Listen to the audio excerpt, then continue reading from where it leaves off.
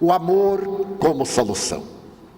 Que solução melhor do que trazermos para reflexão a bela página que o venerando espírito Joana de Ângelis, em psicofonia, no último dia 4, quarta-feira, dedicado a São Francisco, ofereceu-nos e que transcrevemos para servir de abertura em torno do amor como solução. Oração a São Francisco. Pai Francisco, há muitos anos, poucos anos, naquele dia de outubro de 1226, qual falena de luz, abandonaste a lagarta inerte sobre o solo para voares na direção do zimbório do infinito, aureolado de luz. Havias pedido anteriormente que te despissem o corpo quando a irmã morte se te acercasse e que te colocassem no pó da irmã terra, logo alando-te na direção do amado, como um raio de luz que desapareceu no zimbório celeste. Encerrava-se, naquele momento, o divino périplo da tua missão terrestre no corpo físico. Fazia pouco, tornaste o lobo de Gúbio um doce cordeiro. Lograste silenciar a sinfonia dos pássaros para que não perturbasse o teu canto louvando o Senhor. Colocaste mel nas colmeias vazias pelo rigoroso verão para que as irmãs abelhas continuassem zumbindo, fabricando cera. Lavaste a lepra em muitos corpos e experimentaste os estigmas em êxtase incomparável. A cada sofrimento que te afligia, entoavas um hino de louvor e a cada provação experimentada, uma canção de reconhecimento a Deus. A tua mensagem saiu simples de Assis para trazer de volta o amor e a humildade de Jesus. No entanto, Pai Francisco, os teus legatários transformamos a tua mensagem em vão poder, em ilusão argentária, e embora a ternura com que a cantaste, repetimos-la entusiasmados, porém com o coração em gelo, diferente do teu. Agora, tanto tempo, em pouco tempo depois da tua sinfonia, rogamos que voltes à terra para novamente balbuciar-nos a oração simples aos ouvidos dos mesmos corações empedernidos e dos nossos frágeis sentimentos, de modo a reconquistarmos as forças para seguir-te a meiga voz e nos emocionarmos outra vez com teu amor. O mundo estertora, Pai Francisco. Não se trata mais de luta entre cidades que se digladiam, como nos teus dias. É o conflito entre os corações, gerando guerras de extermínio generalizado.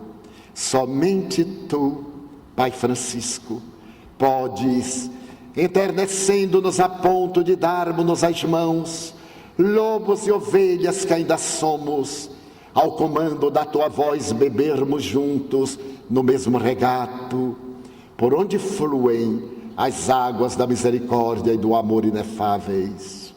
Volta, Pai Francisco, tem misericórdia de nós, e conduze-nos à pequenina porciúncula, onde deixaste os teus despojos, naquele dia longínquo e próximo de outubro de 1126, pois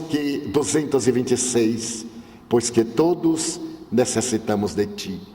Joana de Ângelis. Pai Francisco, tu elegeste o amor como sendo a solução para todos os problemas. Rabindranath Tagore, em uma bela página, repete que na Índia, nos tempos védicos, havia uma canção: leva-me a outra margem. Essa canção era repetida pelos barqueiros do Ganges, pelos vendedores ambulantes, pelos trabalhadores braçais, pelos brahmanes. Leva-me a outra margem. A margem, dizemos nós outros, a margem do amor. Nunca tivemos tanta necessidade do amor e de amar como nos dias em que vivemos. No mês de janeiro de 1969, na Universidade da Califórnia, um jovem professor de psicologia sentiu a falta de uma aluna que, fascinante aos seus 20 anos, constituía uma das belezas americanas da costa oeste. Pertencia à classe favorecida pelos recursos econômicos, financeiros e a projeção social. Era bela, jovial e deixara de participar das aulas.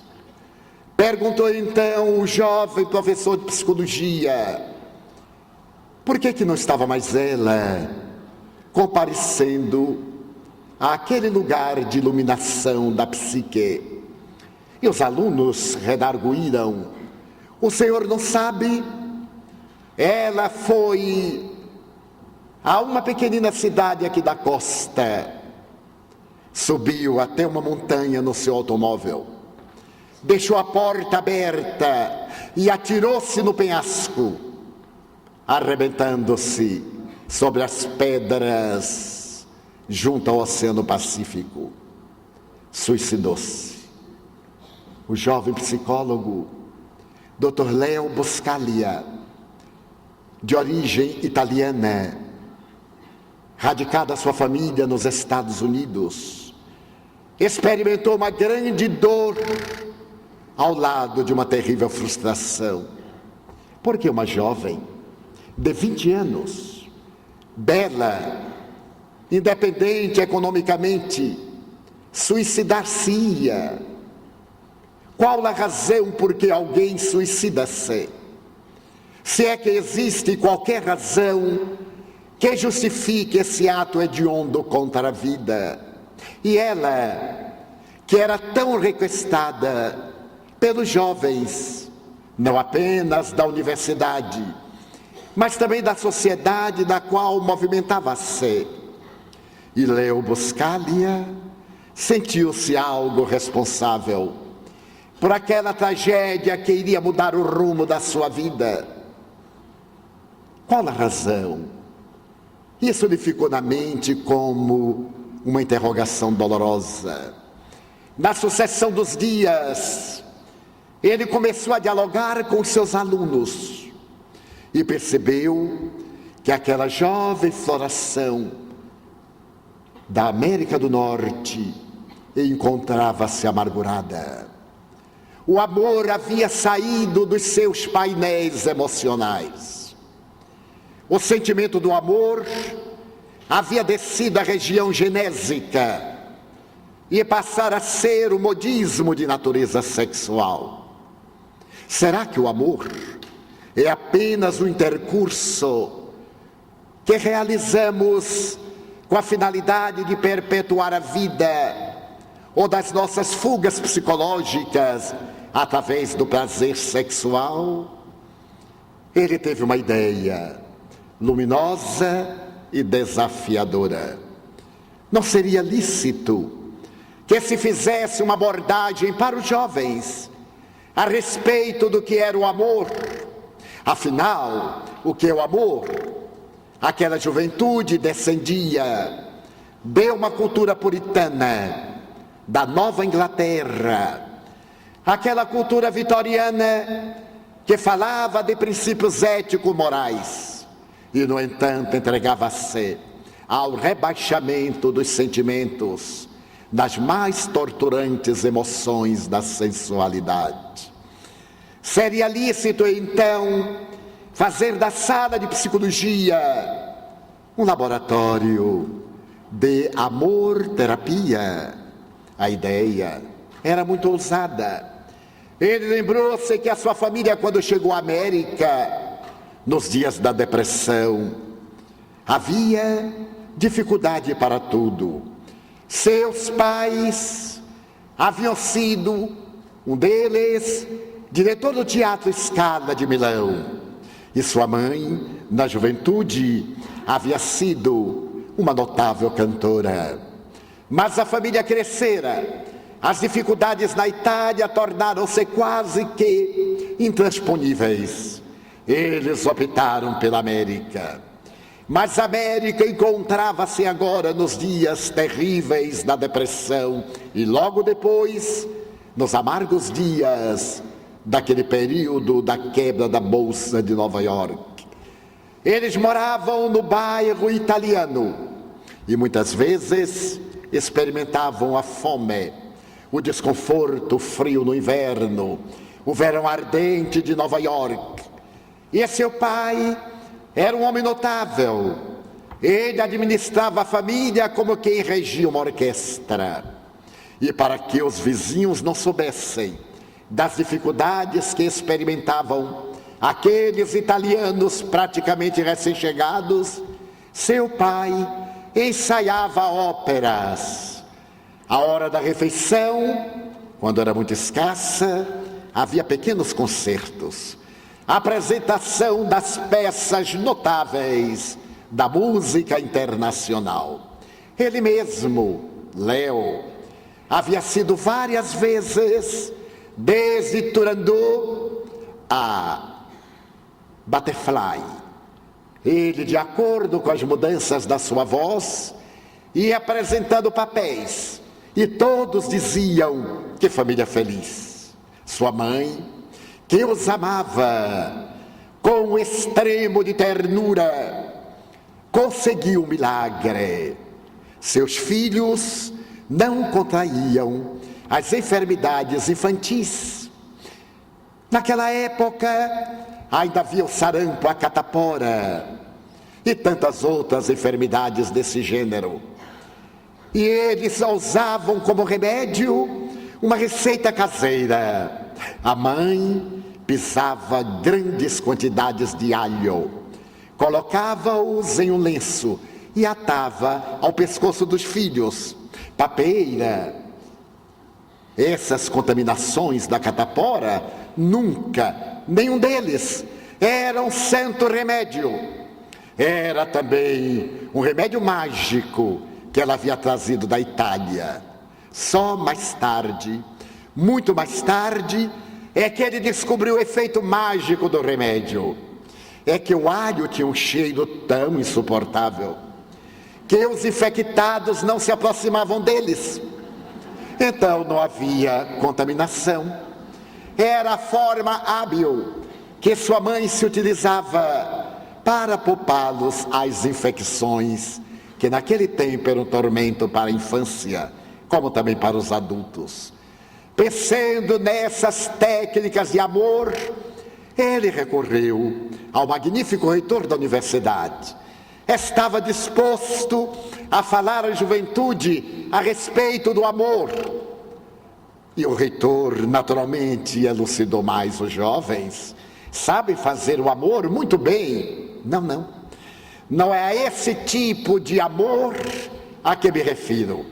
O amor não é algo como uma máquina que se pode fazer. Isso é sexo, os animais também fazem. Eu desejo explicar o que é o amor. Esse sentimento que é inato na criatura humana. Porque vem de Deus, e como as criaturas são lucigênitas, da divina luz geradas, elas trazem o amor em germe. Mas é necessário desenvolver esse sentimento de amor com grande elevação, para que não se confunda com as sensações servis do intercurso sexual. Mas Buscaglia, disse-lhe o magnífico reitor, Vão pensar que você está louco. Afinal, o que é que você vai dizer a esses jovens a respeito do amor? Não temos uma sala própria. Não importa. Eu darei a minha primeira aula no camping, à sombra de uma árvore, desde que tenha autorização para poder fazê-lo. Foi dessa forma que começou uma linda experiência na Universidade da Califórnia. E Leo Buscaglia iria mais tarde escrever uma série de obras a respeito da magia do amor, das manifestações mais variadas do amor. Ele fez que a notícia corresse entre os alunos da sua classe de psicologia e outros, e os jovens ficaram arrebatados. Ele vai nos ensinar a fazer amor com a experiência de adulto. E naturalmente o grupo tornou-se compacto na primeira aula. Os jovens piscavam o olho, as moças estavam algo coradas, no tempo em que as moças ficavam coradas, e todos aguardavam algo de perturbador, algo de fascinante. E então ele levantou-se e perguntou a uma jovem sedutora: o que é o amor para você? Ela enrubesceu. O amor, eu não sei o que é, porque eu ainda não fui amada. Naturalmente aqueles que se acercam de mim são atormentados pela minha aparência e imediatamente dirigem-me propostas indecorosas. E eu penso que isso não é o amor. Muito bem. E perguntou agora um rapaz: para você o que é o amor? O amor é uma labareda que crepita, que consome combustível e logo se apaga, até a chegada de um novo combustível. Oh, muito bem. Então você acha que o amor é um fogo, e o combustível é o azeite que mantém aceso esse fogo. Mas é claro que esse combustível não é de natureza orgânica, porque essa labareda é emocional. E começou a falar sobre o combustível do amor. É o sentimento. Madre Teresa de Calcutá teria a oportunidade de dizer que o amor é semelhante a uma lamparina. Para que a lamparina possa manter a sua luz, ela necessita do azeite e do filamento e da faísca que se transforma na chama e que crepita e mantém-se luminosa enquanto há o combustível. O combustível é o sentimento de contribuir em favor da harmonia do próximo, ao mesmo tempo em que desenvolve a harmonia pessoal. O pavio é a emoção e a labareda é a manifestação do amor.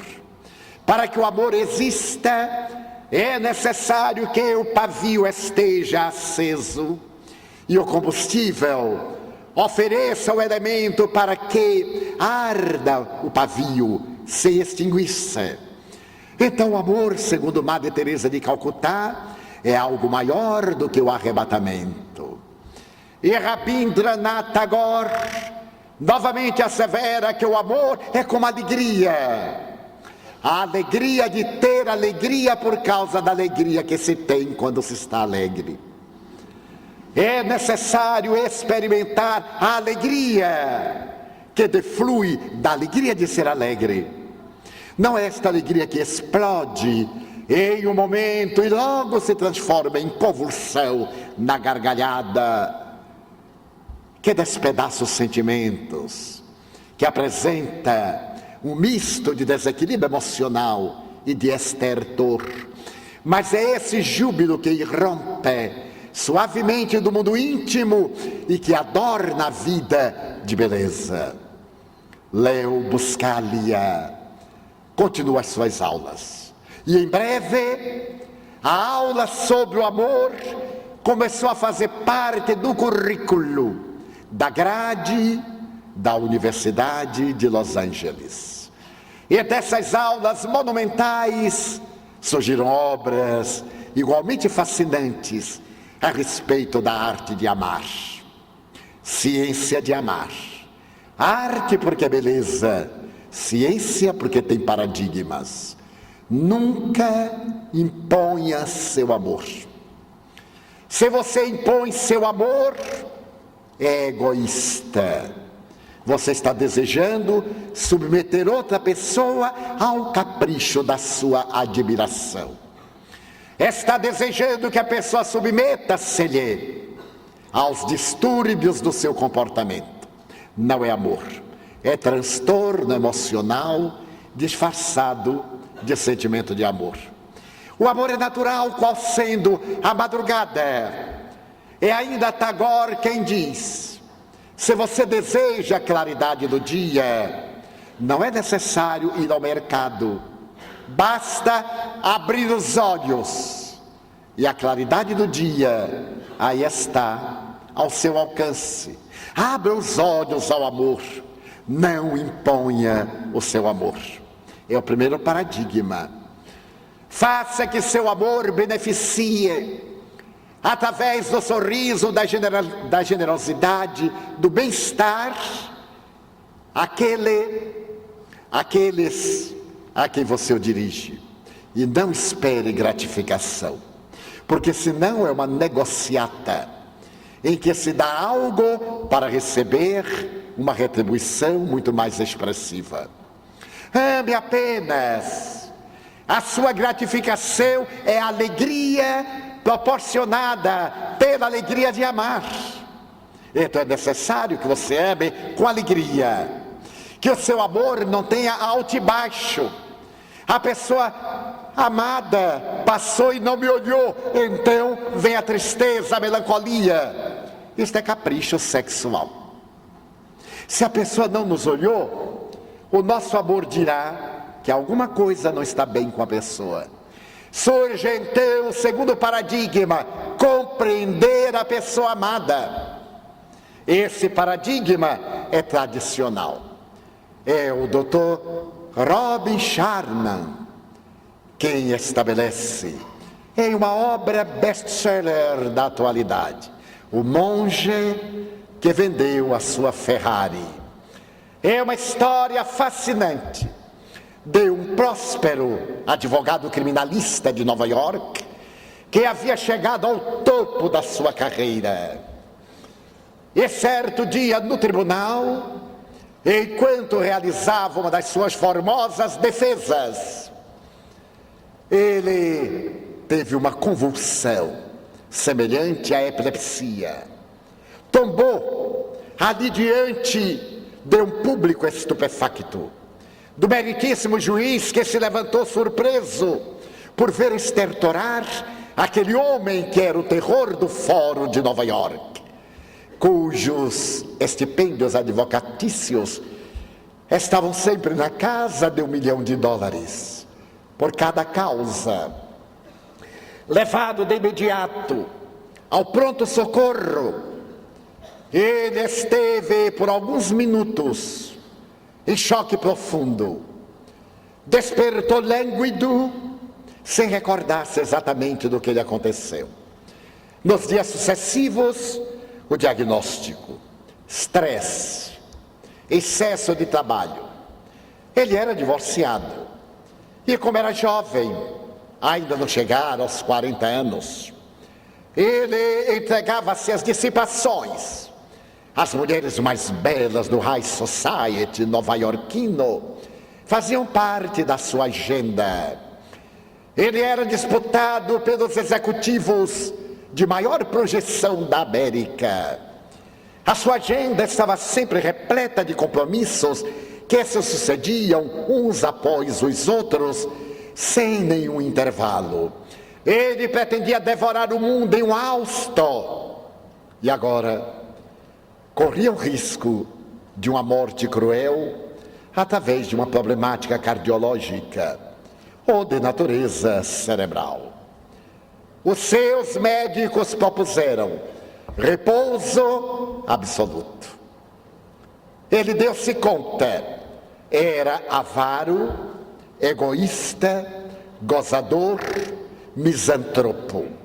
Mas será isto a vida da pessoa? Ganhar dinheiro, acumular dinheiro, embriagar-se durante a noite e experimentar os efeitos durante o dia. Lutar desesperadamente para ter os casos de maior ressonância nacional e internacional. Ser o terror das defesas. E a sua vida? Como é que a sua vida escorregava pelos dedos das mãos? Ele tentava apertar a posse e ela saía entre os dedos. Ele então fez uma autoanálise e resolveu fazer uma viagem. Optou por visitar monastérios, onde deveria haver paz, lugares silenciosos e remotos. Viajou ao Paquistão, esteve nas altas montanhas do Himalaia, e agora mochila às costas, um homem milionário. Ele desejava saber qual era a resposta do mundo às suas interrogações. Despojara-se, pelo menos por enquanto, das pressões e dos poderes que o anatematizavam em Nova York. Então, numa pequena aldeia, ele ouviu falar de uma região chamada Sirvana, uma região perdida nas montanhas, um lugar inacessível, em que poucos iam.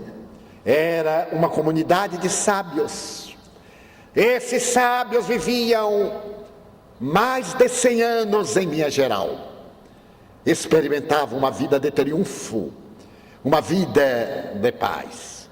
Ele realiza a viagem solitária e depois de dias e dias, chegando quase à exaustão, por uma das estradas estreitas, defronta-se com um peregrino embuçado e percebe o silêncio daquele homem e uma certa coisa mágica, uma irradiação que dele se exterioriza. Ele acompanha o peregrino e vai ao lado e de repente ele pergunta: poderia dizer-me onde fica Sirvana? O peregrino continua impassível e ele também. O peregrino olha-o e depois de um largo silêncio redargui: venha comigo. A sua vida muda completamente.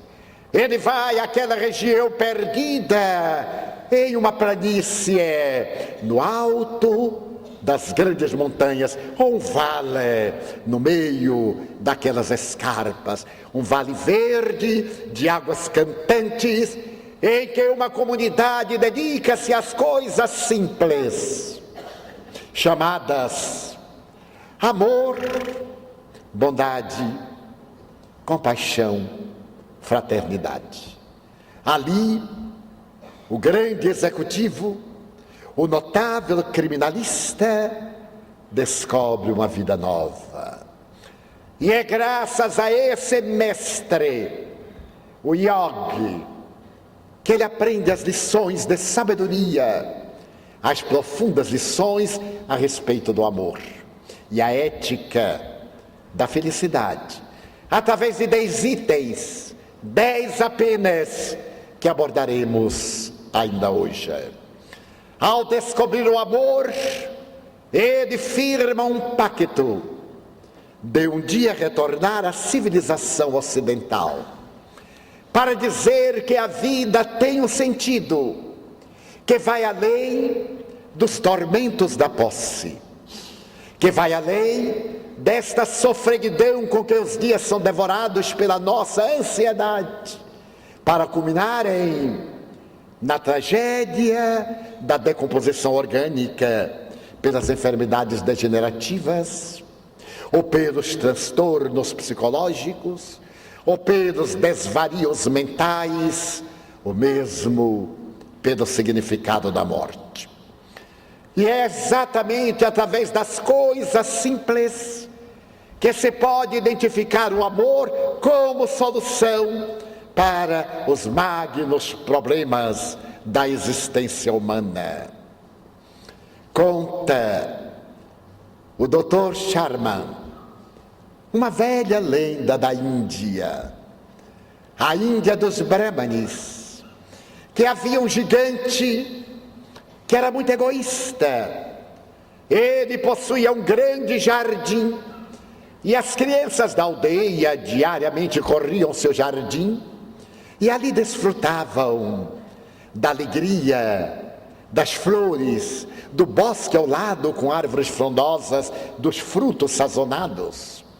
E ele, ciumado com a posse maravilhosa de que era o responsável, resolveu mandar levantar muros muito altos para que as crianças da aldeia não viessem participar do seu jardim, não viessem desfrutar daquelas regalias. Ele era um gigante, a sua estrutura física, o seu volume descomunal gerava um estado de mal-estar na comunidade. E as crianças temiam-no, porque ele era terrível, ameaçador.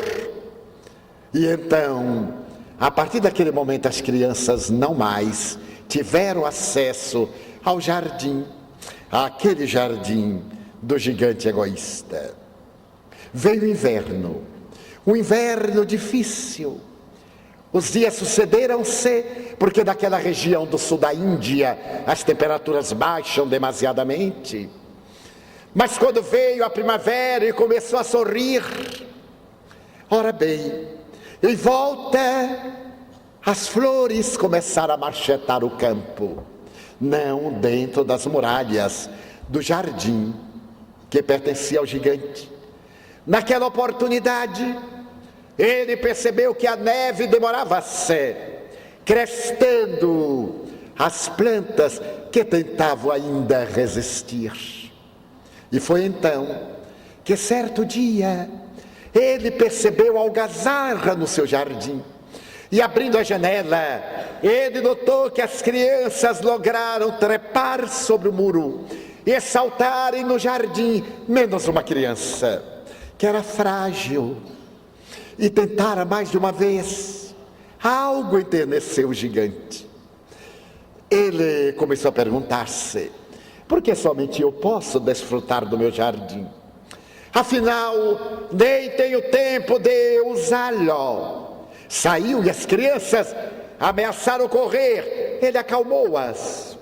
Abriu o portão e do lado de fora pegou a criancinha. Era um menino frágil que sabia sorrir. O menino passou-lhe delicadamente a mão sobre a face. E pela primeira vez ele sentiu uma onda de ternura. Também sorriu. E disse à criança: venha brincar em nosso jardim. A partir daquele momento, o inverno foi desaparecendo. E no dia seguinte as flores estuavam, o portão estava aberto, as crianças entravam em algaravia, havia esse bulício, essa inquietude que somente a vida infantil sabe fazer.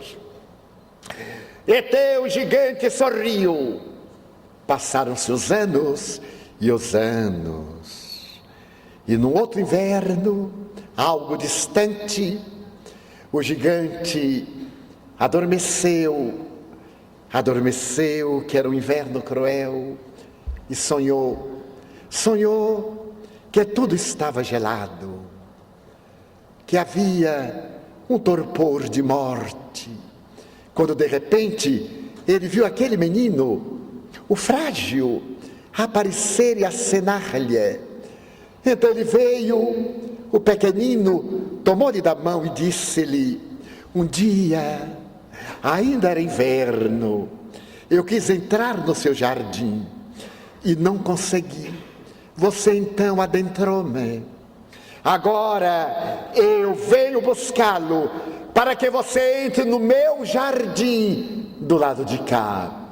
E levou o gigante para o formoso jardim do mundo espiritual, onde ele foi plenamente feliz. Assevera Robin Sharma, ele havia encontrado a plenitude da vida graças ao sabor mágico do amor. É somente através do sentimento do amor que nós nos encontramos. Lao Tse afirmava: quem sabe compreender os outros é sábio, mas quem descobre o amor dentro de si é iluminado. É necessário fazermos que o amor brote de uma maneira suave, como um córrego dentro das nossas emoções. Heráclito, o grande filósofo grego, dizia: ninguém pisa nas mesmas águas de um rio por duas vezes, porque como as águas do rio estão sempre correndo, toda vez que pisamos o mesmo rio, não alcançamos as mesmas águas que já foram adiante. O rio da vida é constituído das águas do amor, desse sentimento de generosidade, desse sentimento de compaixão. Esse sentimento, compaixão solidária, a compaixão que se transforma no ato de contribuir em favor daquele que se encontra um degrau abaixo. Ao invés de reprochar-lhe a fase inicial, de estender-lhe a mão generosamente para alçá-lo. Ao invés de censurar-lhe a inferioridade, conceder-lhe um nível mais alto de entendimento da vida, para que ele se planifique. Então o amor é de estrutura muito fácil, e não foi por outra razão que Jesus sintetizou a lei e os profetas na conjugação do verbo amar: fazendo a outrem o que se deseja que outrem se lhe faça. No entanto, toda vez quando nós abordamos a problemática do amor, logo nos vêm as ideias eróticas, utilitaristas da nossa convivência social, que estabeleceu padrões para uma vida feliz sobre a montanha de ouro da insensatez. E quanto mais o ouro é acumulado, mais solidão tem aquele que o reúne. Quanto mais a sede de poder assenhoreia-se do indivíduo, mais solitário ele se encontra, porque não confia em ninguém. Recordo-me da declaração de uma das deusas de Hollywood, Rita Hayworth, que se transformou em Gilda, a mulher inesquecível, o exemplo da sensualidade. Depois de 7 casamentos e mais de uma dezena de relacionamentos, ao ter os primeiros sinais de Alzheimer, aos 54 anos de idade, jovem, alcoólica, segundo a imprensa, perguntaram-lhe: quais são as suas recordações de amor? Você é a mulher mais cobiçada, que se casou com um príncipe, filho do homem mais rico do mundo na época, Ali Khan, que lhe deu de presente um palácio na Côte d'Azur. Quais são as suas lembranças de amor? Minhas? Nenhumas. Eu sou filha de uma bailarina espanhola. Nasci praticamente no teatro. Meus pais não tinham tempo de cuidar de mim. Meu nome verdadeiro é Rita Cassino. Eu vivia nos bastidores. Claro que meus pais me amavam a seu modo, porém amavam muito mais ao teatro, onde viviam. Experimentei grandes amarguras, até que fui descoberta pelo cinema. A minha beleza estonteante atraiu os nomes mais famosos de Hollywood. Casei-me sim várias vezes, mas as pessoas não se casaram com Rita, casaram-se com Gilda, deitavam-se com Gilda, e quando acordavam com Rita, tinha uma decepção, porque eles pensavam que deveria ser Gilda 24 horas. Eles amavam a imagem de uma mulher sensual, não me amavam a mim, uma pessoa. Então eu não tenho nenhuma recordação. Somente me lembro das frustrações e da fuga ao álcool, às drogas. E talvez da presença da minha filha, a quem eu muito amo.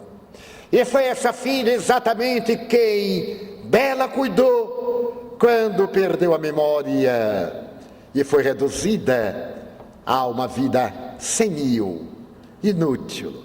A filha devotada cuidou, havia o amor da filha, mas não o amor no triunfo. Então, o amor é um sentimento que vai além do corpo. É necessário ser cultivado, é necessário aprendermos a amar. Ele está em germe, mas nós necessitamos de usar técnicas, as da transformação moral para melhor, a fim de que ele possa desenvolver-se e atingir uma faixa de plenitude. É exatamente isto que nós iremos experienciar durante este dia. As técnicas do amor como solução para todos os problemas. Quando daqui sairmos, por certo, levaremos os métodos, mas teremos que vivenciar as experiências. Chegamos ao primeiro intervalo